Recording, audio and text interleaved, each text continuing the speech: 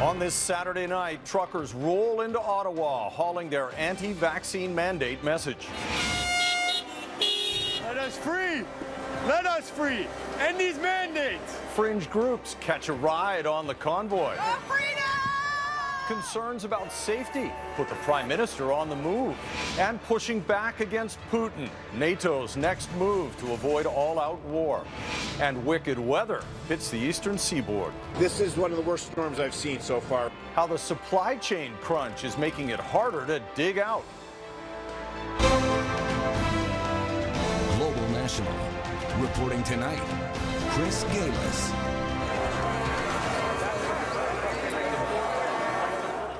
The trucker convoy has arrived in Ottawa. Parliament Hill is filled with thousands of protesters.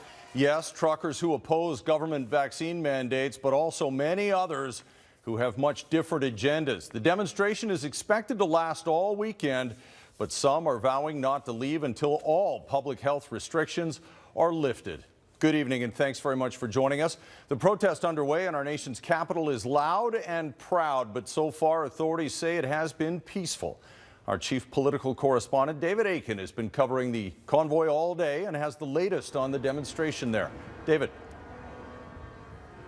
Chris, there's a reason all these protesters came here to Parliament Hill. It's because this is where the politicians work whose rules they don't like.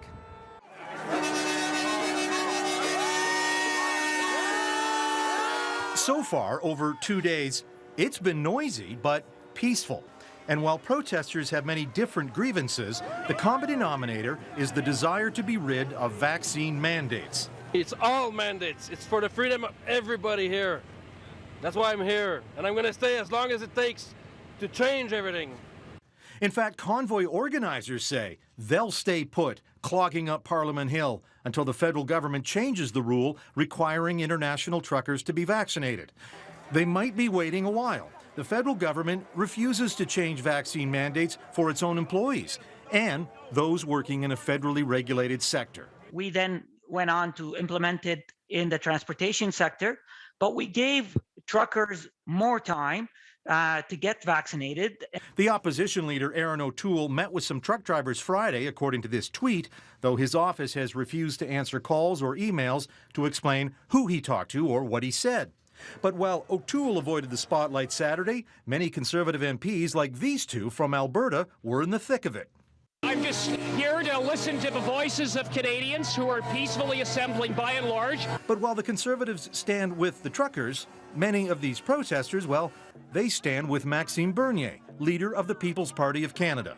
Well, I hope that the traditional politicians will understand that, we must reopen the economy, we must stop all these mandates. As for municipal politicians, Ottawa's Mayor Jim Watson was upset at this. Several protest vehicles, including an RV, parked overnight on the cenotaph at the National War Memorial. Some would leave, some were towed by Ottawa police. And Watson later said that parking on what he called the sacred ground of the tomb of the unknown soldier was a sign of complete disrespect.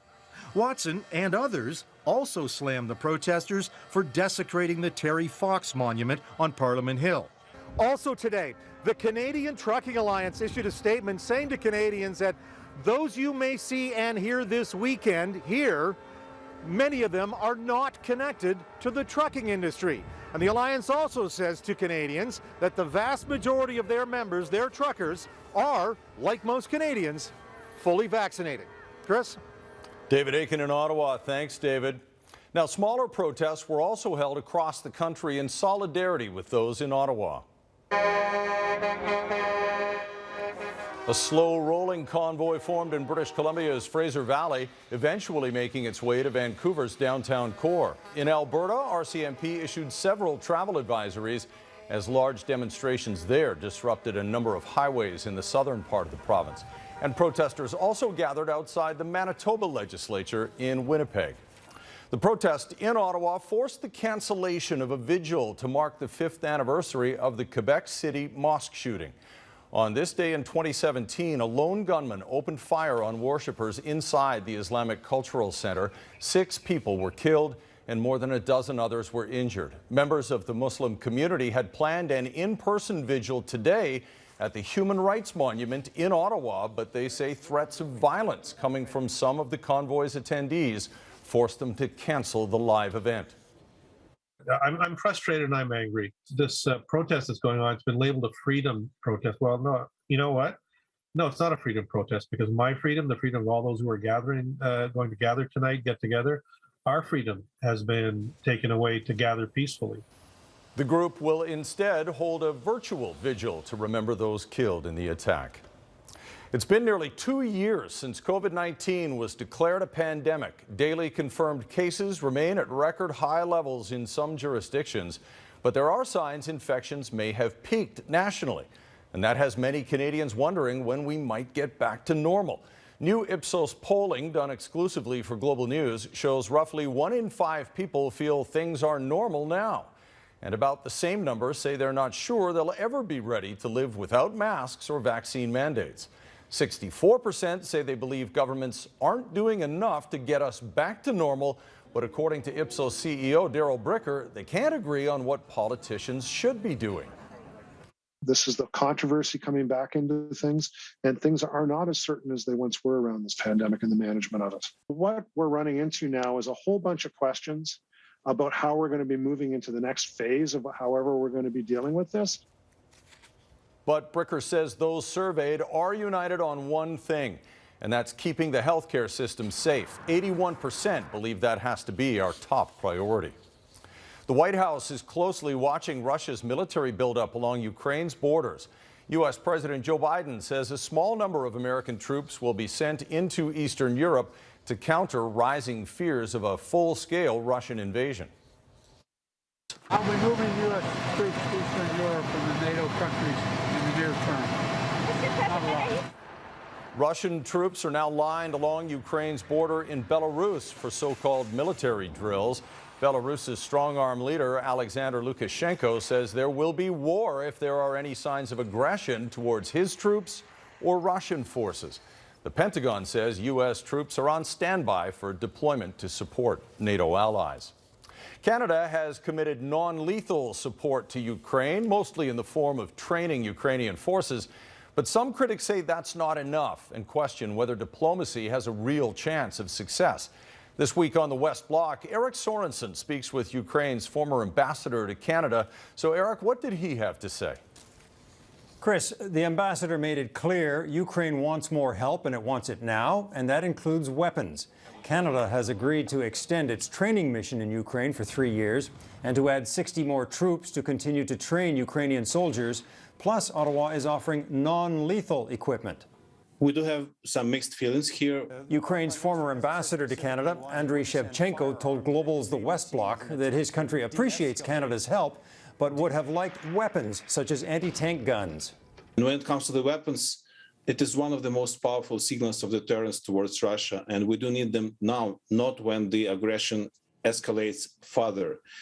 Putin, Kremlin, his generals, and the Russian soldiers have to clearly realize the consequences of their moves. As Russian troops continue to build along the Ukrainian border, Shevchenko says Russia's Vladimir Putin is trying to blackmail the West to get what he wants, which is a guarantee that Ukraine will not join NATO. It seems to be more sort of a psychological warfare. As of the moment, it can turn very physical, very brutal, and militarily catastrophic in no time. And it's extremely dangerous. The risk, he says, is not just to Ukraine, but to global security. Along with Andriy Shevchenko, we will have on the West Block Sunday morning Omar Alghabra, the federal transport minister, who will talk about the disruption in Ottawa this weekend from the truck convoy and other protesters. Chris? Look forward to the program. Thanks very much. Eric Sorensen in Ottawa. A powerful winter storm is sweeping through the Maritimes, blanketing provinces in snow. Most of the region came to a standstill today, with police warning people to stay home and avoid treacherous driving conditions. Flights, ferries, and bus routes all saw cancellations across the board.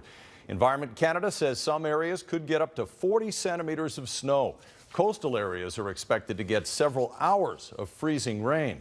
Now, that same system spawned an historic blizzard bearing down on the northeastern U.S., with the possibility of up to 60 centimeters or more of snow in some areas. High winds and heavy surf are forcing many people to leave their homes.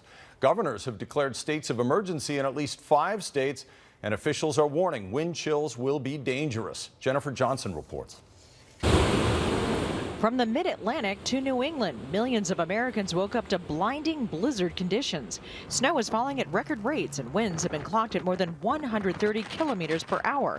In many coastal towns, residents have been told to get out as hurricane-force storm surges cause widespread flooding. This is one of the worst storms I've seen so far. The wicked winter storm is hitting 10 states, pummeling some of the country's biggest cities, including Philadelphia, New York, and Boston. Airlines have canceled more than 4,500 flights. Amtrak suspended or limited rail service on the busy Boston to Washington corridor. I'm going to say it again. To the fullest extent possible, stay off the roads. Several states ordered all vehicles except essential personnel and first responders off the roads. Heavy trucks have been banned from numerous highways. Adding to the concerns, more snow plows than operators in several areas as COVID-19 keeps many drivers sick at home. And supply chain issues have caused a severe shortage of snow blowers. Normally I get somewhere between 90 and 110 units, and this year I got 11. And that's all production problem. Widespread power outages are being reported, tens of thousands already in the dark in Massachusetts. The good news, this massive storm came on a weekend with few commuters on the roads and schools closed. But not everyone thought that was a bonus. It could have came during the week when I had to work. That would have been better for me. It would have been a snow day with pay. Despite the dangers of this powerful storm, many New Englanders are taking it in stride. Gonna build a snowman. I'm gonna throw snowballs at people. It's gonna be great classic fun. I'm excited. But first responders are more concerned, asking millions to take precautions as this latest nor'easter takes a vicious winter whack at America's East Coast. Jennifer Johnson, Global News, Washington. Still ahead, cracking the long COVID code, what researchers are learning that could help clear up infections sooner. And you don't know what you got till it's gone, why you won't find Joni Mitchell's music on Spotify anymore. Don't it always seem to go? You don't know what you've got till it's gone. Canadian music legend Joni Mitchell is removing all of her music from Spotify. In a message to fans, Mitchell says she's standing with Neil Young, who demanded his songs be pulled from the streaming giant in protest of Joe Rogan's podcast. Young accuses Rogan of spreading COVID-19 misinformation and refused to share a platform with the comedian and commentator. Rogan's podcast is by far the most popular on Spotify. Well, researchers are continuing to unravel the mystery that is long COVID, a condition impacting hundreds of thousands of Canadians. While there is still a lot we don't know, a pair of new studies is shedding new light on the neurological symptoms many long haulers are experiencing. Heather Yorix-West reports. When Heather Jane first began experiencing symptoms of long COVID, she had no idea what was wrong. My acute phase of COVID was in the very early first wave, April 2020. And so, for me, it was really hard to understand what was happening to my body. It's estimated that more than 1/3 of COVID-19 sufferers will report continued symptoms like fatigue or breathing problems for months after their initial infection has resolved. And now researchers out of Australia are beginning to better understand who has been impacted. We found when we looked at the blood and as well as immune cells within these participants, that there was a dysfunction within the immunological pathways. The discovery of a biomarker within a patient's blood could not only help develop a better tool to diagnose the illness, but could lead to better treatments as well. While researchers still don't know what causes long COVID, a leading theory is that parts of the virus can linger in the body, causing inflammation triggered by a prolonged immune system response. And according to another recent study, that inflammation can cause neurological symptoms for up to 9 months. Young people who survived through COVID-19, despite the fact that they didn't have any symptom or have the only mild symptom, months later, they still had a very mild impaired impairment in memory and attention. While there is still much to learn about this condition that for some can be debilitating, Heather Jane is trying to maintain hope. I'm a very different person now, and I've been forever changed by this experience. 2 years after her first infection, the Toronto woman is now recovering from COVID yet again, unsure of how this second round will impact her long-term health. Heather Yurex-West, Global News, Calgary. Coming up, it's one of the most pristine marine ecosystems on Earth. Why the Weddell Sea off Antarctica is under threat and worth saving. A state of emergency has been declared in an area of Thailand after an oil slick washed up on a stretch of beach near Rayong, about 2 hours south of Bangkok. It's estimated between 20 to 50 tons of oil leaked Tuesday night in the Gulf of Thailand from an underwater hose used to load tankers. The leak was stopped within hours, but oil hit local beaches today. There are fears this will decimate the local tourism industry, already struggling to recover from the pandemic.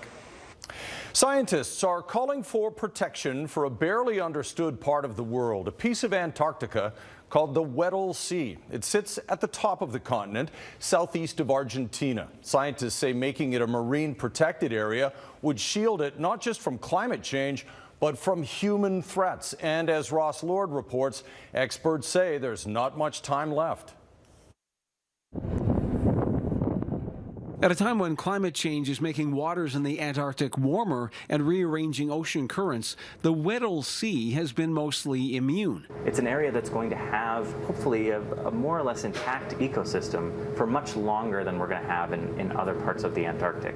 More time for penguins and other species to adapt to whatever changes they eventually encounter. But researchers and conservationists say marine animals need protection from other threats, like large-scale fishing.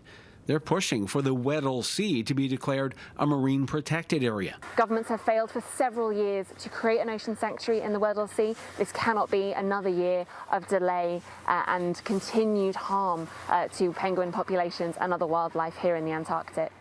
Marine protected areas are becoming widespread. By some estimates, almost 8% of the ocean is under some sort of protection, including 14 locations in Canada. At 2.8 million square kilometers, the Weddell Sea would be the largest marine protected area on Earth. But holdouts, including China and Russia, are reluctant to give up their fishing interests. As the political wrangling continues, so does research, like determining how penguin populations are holding up in the current environment. We need to do science on the ground first. That's why we're in a place like this, a penguin colony, to understand change and what's here already so that we can protect the species where they need it most. Bolstering their argument for conservation, fully aware that what ultimately happens in the Weddell Sea is out of their hands. Ross Lord, Global News. Next, finding refuge in playtime. Afghan refugees get out of quarantine and have some fun exploring their new home.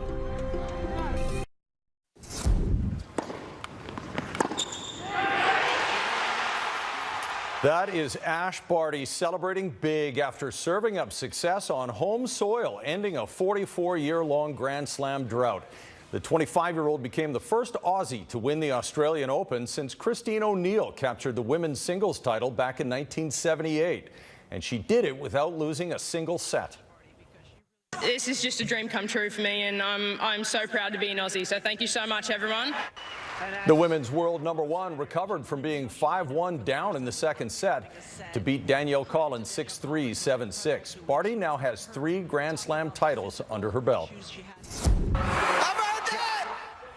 How about that indeed? The greatest quarterback to ever play the game is apparently calling it a career. The NFL confirms 44-year-old Tom Brady is expected to retire after 22 seasons and 7 Super Bowls, including last year's victory in his first season in Tampa Bay. He came back to attempt a repeat, but Tampa got bounced from the playoffs. Brady leaves the game holding records in Super Bowl victories, passing touchdowns, and several other categories. Well, since arriving in Canada, some young refugees had a chance to run and have some fun with other children during a field trip to explore their new home. As Global's Dan Grummett reports, the children are finding refuge in playtime. Kids typically love field trips. This one is sorely needed. I can tell you they were really excited. They saw the bus pull up and they thought they were going to school. No school, not yet. Instead, this visit is more like recess, playtime that's eluded these kids most of their lives. They've been living under a lot of anxiety, a lot of tension, a lot of danger. They are Afghan refugees, and along with their parents, fled their home country last year to escape the Taliban takeover. They were in hiding until finally coming to Canada 2 weeks ago. Since arriving in Edmonton, they've been quarantining in a hotel. The hotel facilities are wonderful for a place to sleep and a place to eat, but it's not really set up for a place to play. This week, it was finally time for some fun.